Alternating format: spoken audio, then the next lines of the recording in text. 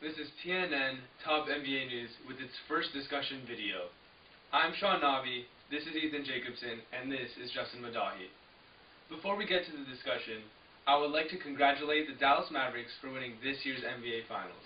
And I do want to say that they really did deserve it.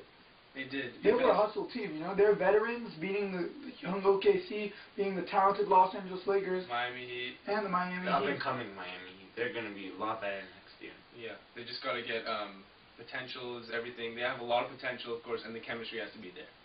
Now, this summer, the topics are going to be the NBA draft, the free agency, the NBA lockout, player development, and much more.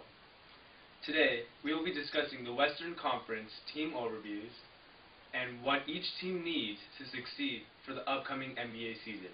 We will start with the Pacific Division. I think we should start with the Golden State Warriors, who had a record of 36-46 it's okay in record. the season, and sadly they did not make the playoffs. Exactly. I think, you know, first let's get to the draft picks. Their draft picks, in the first round they have the 11th pick, and in the second round they have the 44th overall pick. And what they need is to look for a big guy, you know? Yeah, and especially with that 11th pick, they have a wide variety of getting young talent in the draft. One of those players could be Bismack Biyombo, who no one really knows about and might drop. And he's actually one of our NBA sleepers, which you can find on our website. Wix.com/snavi0/top NBA news. And now again, they do need a center, because right now at the bottom is just David Lee. He's the only guy down there who could basically rebound, but he's more of an offensive player. Yeah. And they need someone to, you know, toughen up on that defense, you know? Yeah. They're giving 100 points plus a night. It's way too much. Way too much. They can't win ball games like and that. defense does win games, and that's what they need. Talking about defense, Mark Jackson, the new head coach that was signed about 2 weeks ago, needs to find a way for Stephen Curry and Monte Ellis to not only play offensively, but play defensively. Yes. They need to work together. They are a great offensive pair, but, you know, as I said before, they're giving hundreds of points a night. Yeah. They need to play defense. And I really think Mark Jackson can do it, and he's the right coach. He was a great point guard in They that just game. brought him in a couple weeks ago, and I think, and I agree with what the owners did at the Warriors, that he's a very talented coach who could change this team around. Yeah, they're gonna make a playoff push next year if they get the right players In the draft and free agency. Free agency, and they have Ike Udoh, who might be a good player in a couple of years. For that big man position that we're talking about. He has to work very hard. He's a raw player, and he has a lot of potential because of his long arms and his defensive awareness. Unfortunately, they have 3 free agents this year: Vladimir Radmanovic, Al Thornton, and Reggie Williams. Yeah. Let's talk about Radmanovic. Vladdy, I really like him. I like his position. He plays a 3, and he could hit those threes. So, you know, pretty much what he does is open the floor for Ellis and Stephen Curry to penetrate to the basket and dish. And again, but there are positives and negatives about him, because he is a great offensive player because he does shoot the 3 ball, and he opens the floor both for the point guard and the center. But also, the negative is that perimeter defense, he needs to work on that. Yeah, exactly. But I actually disagree with both of you. I think Al Thornton is the most important player, because Vladimir Radmanovic is a very inconsistent player, and when Al Thornton was on the Clippers, he did great, and I didn't actually believe that they should have traded him. Let's move on, yeah? That's basically the situation for the Golden State Warriors. Let's move on to the Los Angeles Clippers. Definitely not the most talented team in Los Angeles. Well, no, let me take that back. They are one of the most talented teams in the NBA, but they just can't seem to They need a get it gel. together. They need a gel. They don't get it. I mean, they have the pieces. Blake Griffin, Eric Gordon, the trade from Baron Davis to Mo Williams. Don't forget, Eric Gordon was at one point in this league 3rd in scoring this year and this season. And that's unbelievable. He's up there ahead of Kobe Bryant, ahead of LeBron James. So the guy who needs to step up for this Clipper team is Chris Kaman. His numbers a year ago were double-doubles.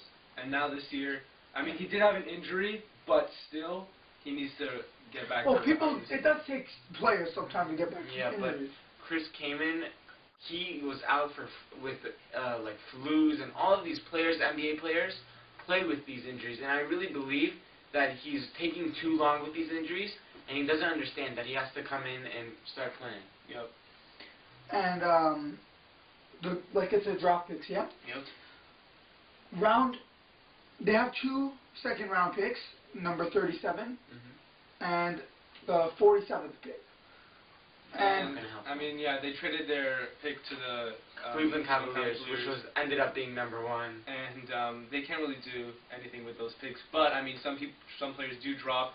And look at Devin Ebanks, for instance. He's a great Los player. Angeles Lakers. Yeah, he's going to be a good great player. People say he could be a Trevor Ariza kind of guy, but you never know. It depends what you're going to see, and you can look at the NBA draft. I like that comparison compared to Trevor Ariza. He does remind me of him.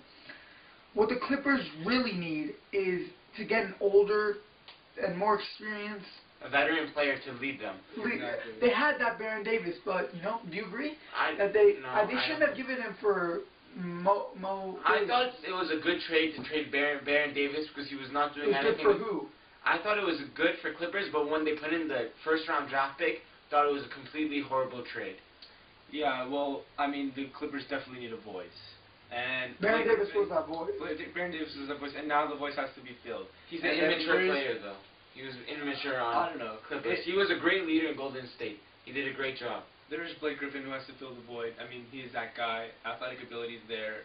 Eric Gordon has to start talking. And again, Chris Kaman has been on that team since the beginning of his career, really. So, I mean, he has to really... He has to step it up. They all have to step it up. They have to get together and work together, and that will lead them to I think it's not necessarily how, talented you are. You just need to, connect in a way. Yep. And I think one of the problems they have is also the owner.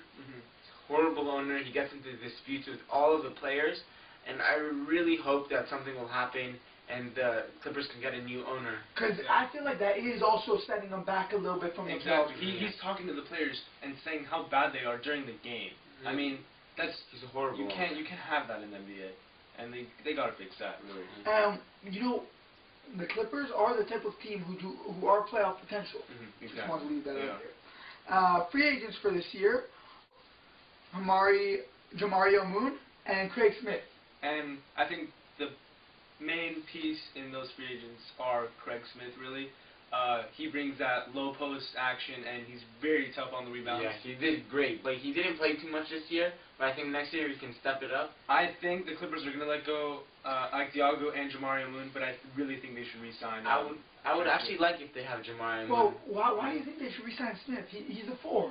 Yeah. And if he's a 4, then isn't Griffin, But I mean, Griffin does need some rest during the game, and Craig Smith, some good bench players. His mid-range shot has improved throughout the years. He has that post-up space, and I mean, he could finish at the rim. Yes. Okay. All right. And that is it for the Clippers. And let's go to the next team in Los Angeles. Next NBA basketball team, Los Angeles Lakers. Their record this season was 57-25. Lost in conference semifinals to Dallas, which we talked about earlier. Dallas did give them a hard time, Yes. Some late. I think the series came down. The series came down to the late game, and in the late game, Dallas seemed to perform, and the Lakers in the fourth quarter, in crunch time. The Lakers completely broke down. They were a completely different team. You couldn't even recognize them. I mean, I don't know about you guys. I thought what happened with the Lakers was Pau Gasol. I mean, I don't know what happened to him. I completely agree with you. He's supposed to. But one thing is, listen, the overall of the team. Do you think that they weren't, hungry, as we say, for a championship?